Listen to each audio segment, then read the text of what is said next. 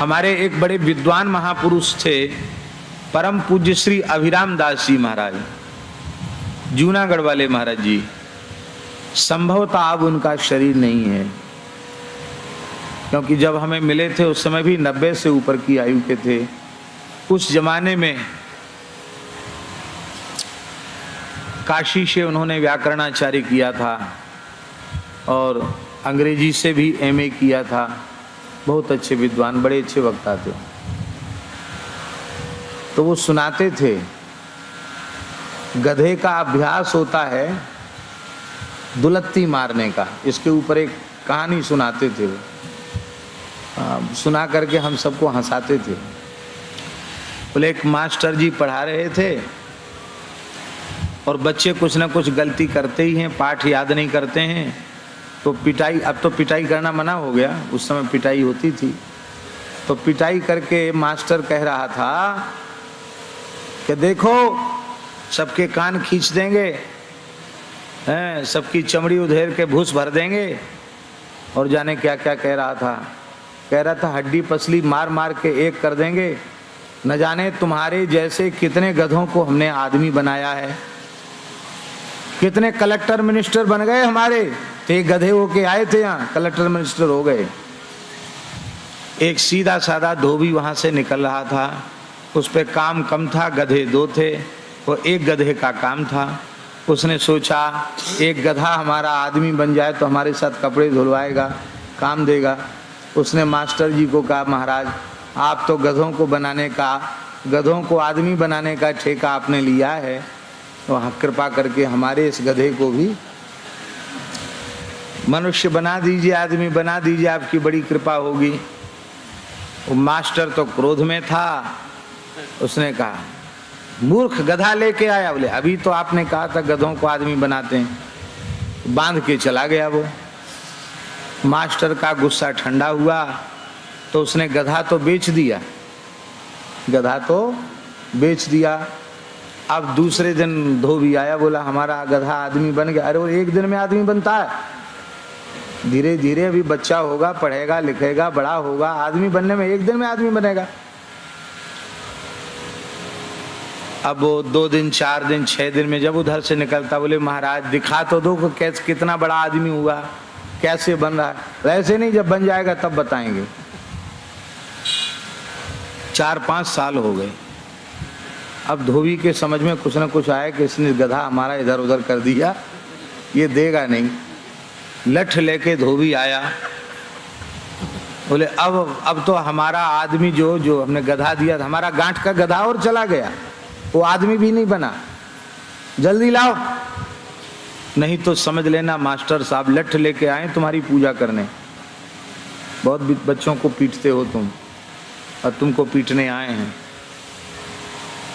Master घबरा गया, उसने सोचा कैसे पिंड छुड़ाएं।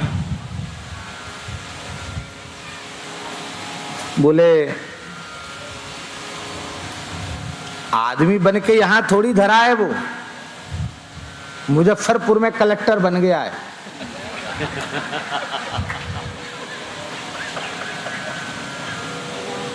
उसको बड़ी प्रसन्नता हुई, महाराज कलेक्टर में, हाँ कलेक्टर बन गया मुजफ्फरपुर में वो। अब तो धोबी घर में आया, बोले कपड़ा पड़ा धोना बंद, अब हमारा गधा कलेक्टर बन गया मुजफ्फरपुर में, वो भी बिहार के तो हम यही हैं, चलो। तो गरीब आदमी था, पैदल पैदल मुजफ्फरपुर पहुंच गया। हो सकता हो इसी दरभंगा का ही हो, क्योंकि यहाँ शिक्षा का केंद्र विशेष है, यहाँ जो है गधों को आदमी बनाया जाता है। हो सकता यहीं की घटना हो, कोई पक्का पता नहीं है, लेकिन मुजफ्फरपुर वाली बात तो पक्की है। अब बेचारा धोबी यहाँ से कितना दूर है मुजफ्फरपुर दरभंगा से? 100 किलोमीटर तो होगा, है 60 किलोमीटर। चलो यहाँ से पैदल चल के वहाँ गया और पहुँचा। अब कलेक्टर का जो बंगला था, निवास था, रविवार का दिन था, छुट्टी थी, तो जाना चला। अब ऐसे किसी अपरिचित व्यक्ति को बिना समय लिए कलेक्टर के निवास में थोड़ी प्रवेश करने दिया जाएगा। उसने बहुत कहा, लेकिन उसको भीतर नहीं घुसने दिया। इसी बीच में कलेक्टर साहब बाहर बगीचे में आए, उनकी कुर्सी लग गई, बैठ गए। उनके इष्ट मित्र अधिकारी रैंक के जो थे वो सब वहाँ बैठे थे। अब कुछ चाय नाश्ता कुछ खाना पीना हो रहा था।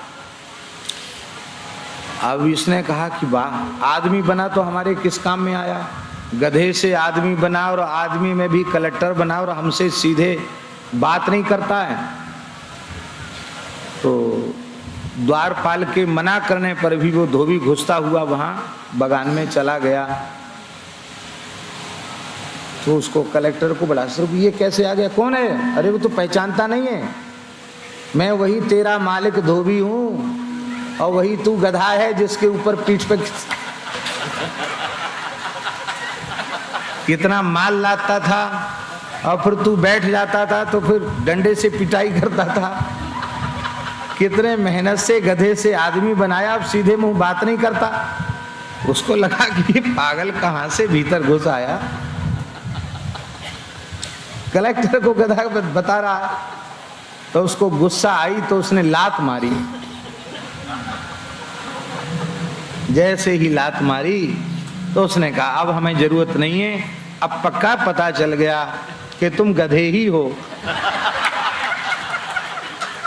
आदमी से गधे से आदमी और आदमी से कलेक्टर भले ही बन गए, लेकिन अभी दुलत्ती मारना भूले। तो तुम्हारी दुलत्ती खाकर हमको पक्का विश्वास हो गया कि तुम गधे ही हो। ये बात हंसाने के लिए हमने नहीं कही है।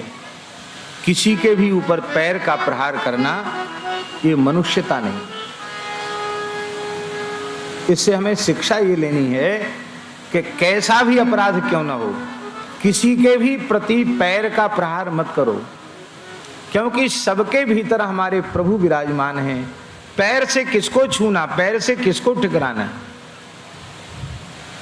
हमारे यहाँ धर्मशास्त्र में आसन को, वस्त्र को पैर से पकड़कर खींचना वर्जित है। बहुत से लोगों का अभ्यास होता है, कंबल डाला, आसन डाला, पैर से खींच के उसको ले आए। तत्काल उसके पुण्य नष्ट हो जाते हैं, उसकी आयु नष्ट हो जाती है।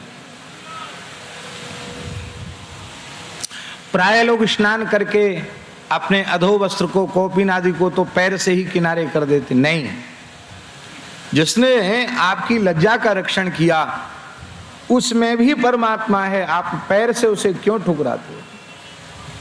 किसी जड़ पदार्थ को भी पैर नहीं लगाना, क्योंकि जड़ चेतन ये हमारी दृष्टि है। वस्तुतः कपड़े में धागे के समान सारे ब्रह्मांड में भगवान व्याप्त हैं। इसलिए किसी को भी पैर से मत छुओ, किसी पर किसी को भी ठुकराओ मत। महाभारत में एक बात लिखी है बाबा, एक धर्म संसद है महाभारत का, 125 में 126 में अध्याय में अनुशासन पर्व के।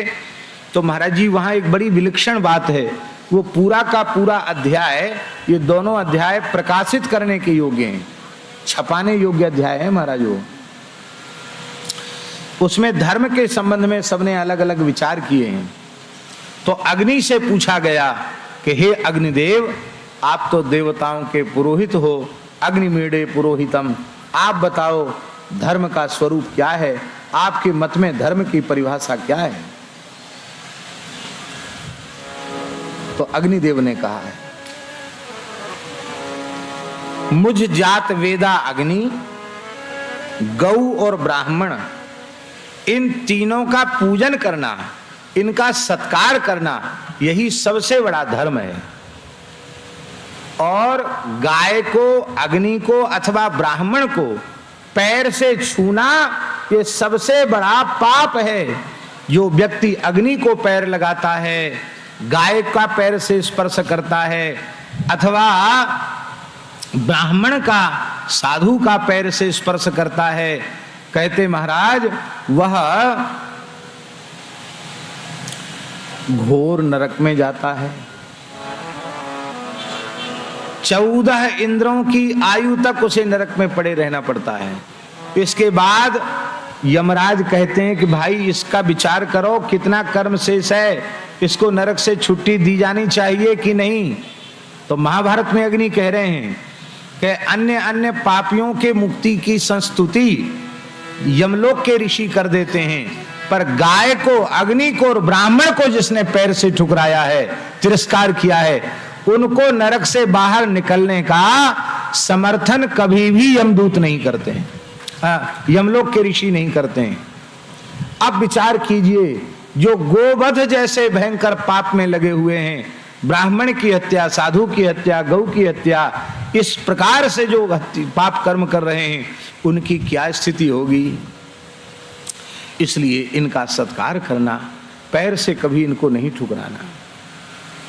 है तो मेरे बचपन की एक घटना, लेकिन प्रेरणा लेने योग्य है, और इससे भारतवर्ष के गांव के भोले भाले लोगों में धर्म की निष्ठा कैसी थी, इसका परिचय प्राप्त होता है। हमारे शरीर की पितामही, पिताजी की, शरीर के पिताजी की माता, दादी,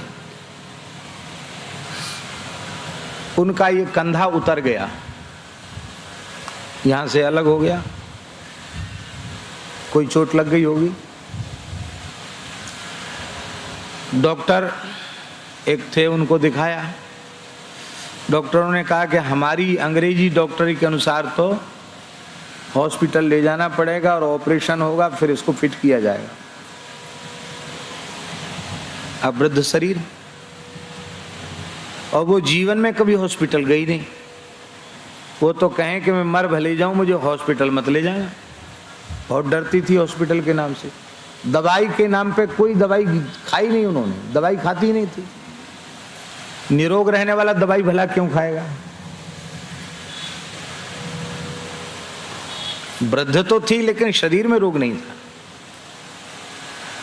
तब किसी ने कहा कि अमुक गांव में एक गडरिया है, गडरिया जानते हैं ना, भेड़ बकरी पालने वाले, गडरिया है, वो बहुत ये विद्या जानता है, कैसा भी हाथ पैर उतर गया हो, हड्डी इधर उधर हो गई हो, वो दवाई बांध देगा और उसको चढ़ा देगा, एकदम ठीक कर देगा। तो उस व्यक्ति को, गडरिया को कहा गया, वो आया, आकर के उसने देखा तो रोने लग गया। मेरे बचपन की, मेरी आंखों के सामने की बात है, रोने लग गया। तो रो क्यों रहे हो, क्या ये ठीक नहीं होगी। बोले महाराज ठीक तो अभी कर दूं, तुरंत ठीक कर दूं अभी, लेकिन मैं कैसे, एक ब्राह्मणी वृद्धा, उसके मुझे पैर लगाना पड़ेगा कंधे में, तो मैं पैर कैसे लगाऊं, मुझे नरक में ठौर नहीं मिलेगा, इसलिए मैं रो रहा हूं। इनका कष्ट भी नहीं देखा जा रहा है और मैं एक ब्राह्मणी में पैर कैसे लगाऊं। आज वो घटना मुझे याद आती है तो मन में सोचते हैं कैसा पवित्र भारतवर्ष।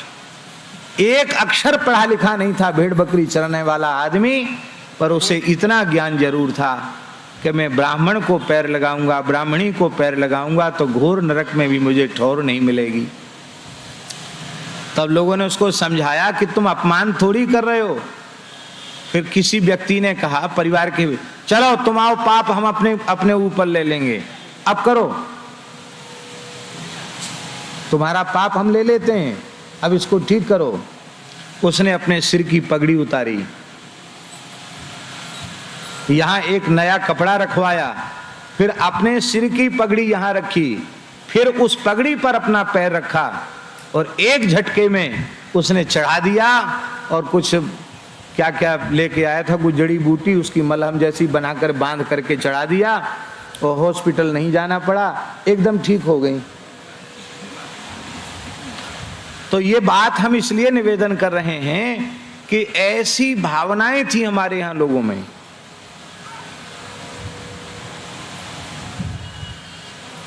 एक और प्रेरणा ये है धर्मप्राण भारतवर्ष का स्वरूप। वे पढ़े लिखे नहीं थे, लेकिन आस्तिकता के, धार्मिकता के संस्कार अपने मातृकुल पितृकुल से उनको घर में ही मिल जाते थे।